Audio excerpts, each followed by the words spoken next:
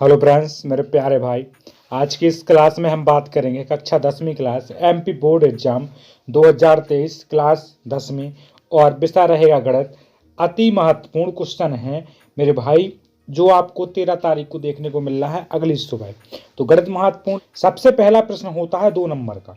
2 number का प्रश्न पहला होता है समरूपता का अर्थ क्या होता है। सबसे पहला क्वेश्चन होता है समरूपता का अर्थ क्या होता है। समरूपता वे आकृति जिनका आकार समान हो किंतु विस्तार या माप या परिमाप अलग अलग हो समरूपता कहलाती है तथा उनका यह प्रगुण समरूपता कहलाता है। ठीक है ना। इसके बाद दूसरा होता है आधारभूत अनुपातिक प्रमेय या थेल्स प्रमेय का कथन क्या होता है। 2 नंबर में पूछा गया क्वेश्चन है जी भाई मेरे। तो इसका कथन होता है एक त्रिभुज की 2 भुजाओं के समांतर खींची गई रेखा अन्य 2 भुजाओं को जिन 2 बिंदु पर प्रतिच्छेद करती हैं वे उन बिंदुओं के समान अनुपात को विभाजित करते हैं, उन्हीं को हम बोलते हैं आधारभूत प्रमेय।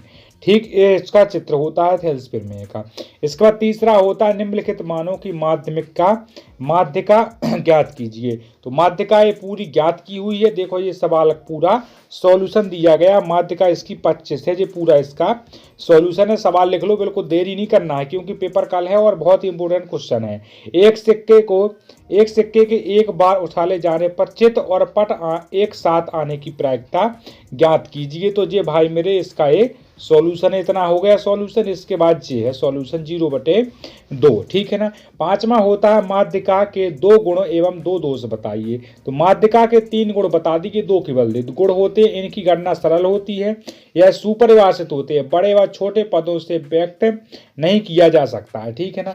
इसके दोष होते हैं आंकड़ों को आरोही व अवरोही क्रम में व्यवस्थित करने के अतिरिक्त कार्य करना होता है, गणितीय गणनाओं के लिए युक्त नहीं होता है, यह अनुमानित माध्य होता है। 6वां क्वेश्चन होता है बहुपद की समरूपता के लिए कौन कौन से प्रतिबंध होते हैं। तो बहुपद की समरूपता के लिए प्रतिबंध होते हैं उनके संगत कोण बराबर होते हैं और उनकी संगत भुजाओं की लंबाई अनुपातिक होती है। ठीक है ना, अनुपातिक होती है।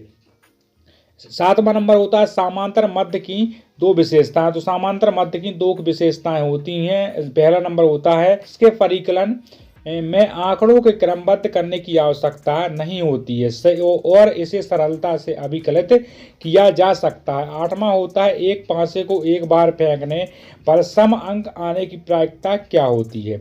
तो यहाँ आंसर लिखेंगे एक पासे को फेंकने पर सम अंक पाने की प्रायिकता।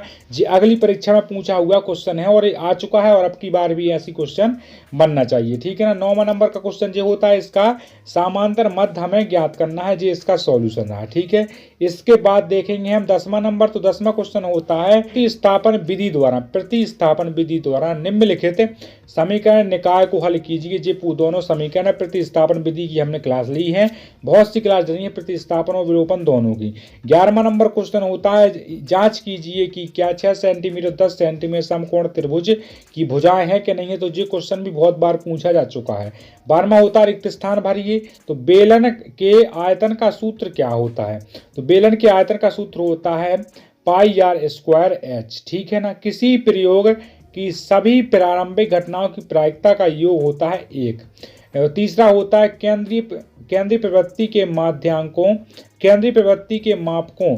तीसरा होता है केंद्रीय प्रवृत्ति के मापकों में एक अनुभाविक संबंध होता है, जैसे 3 मध्य बराबर होता है बहुलक प्लस 2 मध्य। ठीक है।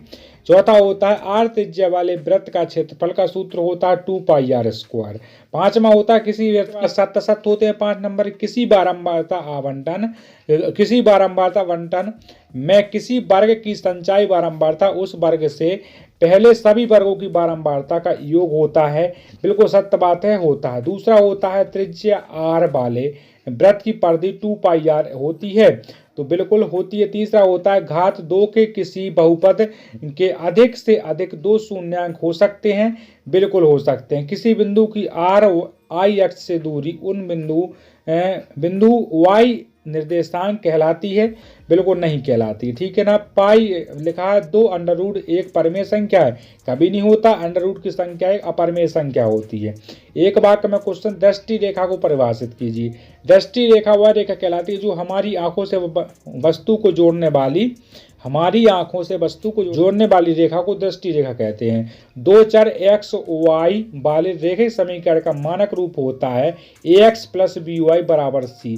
समांतर श्रेणी का व्यापक रूप क्या होता है? समांतर श्रेणी का व्यापक रूप होता है a कोष्टक a प्लस बी कॉमा कोष्टक a प्लस 2b कॉमा कोष्टक a प्लस 3b।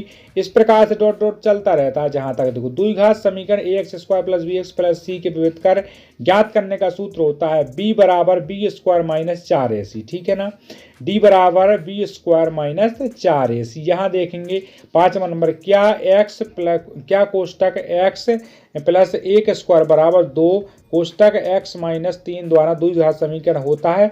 तो बिल्कुल होता है। ठीक है ना। इसके बाद देखिए 15 नंबर क्वेश्चन।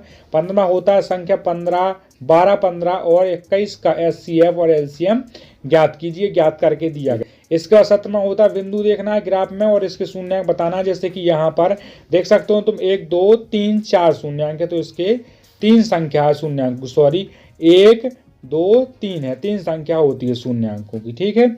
इसके बाद हमें 18वां नंबर सवाल बिंदु का हमें देखना दूरी ज्ञात करना है। इसमें पेपर में 23 क्वेश्चन आना है पूरे, तो यहाँ पर भी आपको इतने बताए जाएंगे। इसके बाद 19 नंबर का क्वेश्चन होता है बल्ब वाला 20 बल्ब के एक समूह में 4 बल्ब खराब है। इस समूह में से एक बल्ब यादृच्छिक निकाला जाता है और इसकी प्रायिकता क्या होगी जब एक बल्ब खराब निकल जाए। 20वां नंबर क्वेश्चन होता है एक पासे को एक बार फेंका जाता है और विषम संख्या आने की प्रायिकता हमें ज्ञात करके बताना है। ठीक है, तो ये सवाल हो चुका है, इसका सॉल्यूशन भी दिया गया है नीचे।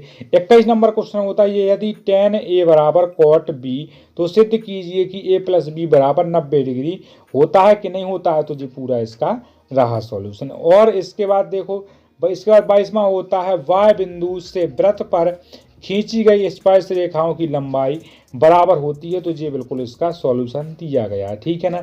इसके बाद देखेंगे 23वां नंबर, दो वृत्तों की त्रिज्याएं क्रमशः 19 9 है, तो उस वृत्त की त्रिज्या ज्ञात कीजिए जिसकी परिधि उन दोनों वृत्तों की परिधि के योग के बराबर होती है। तो इसका सॉल्यूशन भी नीचे दिया गया है। और इसके बाद 24 नंबर क्वेश्चन होता है 10 सेंटीमीटर त्रिज्या वाले एक वृत्त की दो जीवाएं, कोई जीवा केंद्र पर एक समकोण आंतरिक करती है। संगत लघु वृत्त खंड का क्षेत्रफल हमें ज्ञात करके बताना है। इसके बाद होता है 25 नंबर क्वेश्चन, सिद्ध कीजिए कि √5 एक अपरिमेय संख्या होती है। 3 नंबर का क्वेश्चन पूछा जाएगा। इसके बाद होता है अंत।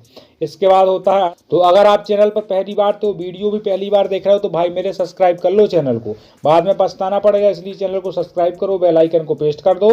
और मेरे प्यारे मित्र, जितने भी पेपर होते हैं आपके किसी भी क्लास में, आपके फ्रेंड सर्कल में कोई मित्र दोस्त कोई भी हो, उसको इस वीडियो की लिंक भेजो बेहतरीन चैनल की, क्योंकि पेपर होने से 1 घंटे 2 घंटे हो सकता है 3-4 घंटे पहले इस चैनल पर रियल पेपर मिल जाता है। क्योंकि आप टाइमिंग देख सकते हो चैनल की प्रोफाइल पर जाकर वीडियो की डेट देख सकते हो, समय देख सकते हो, किस समय वीडियो डालते हैं, किस समय हम पेपर डालते हैं। सब विषय का सॉल्यूशन मिलता है 5वीं से 12वीं तक का। तो मेरे प्यारे भाई सभी को दिल से धन्यवाद। जय हिंद, जय भारत, वंदे मातरम।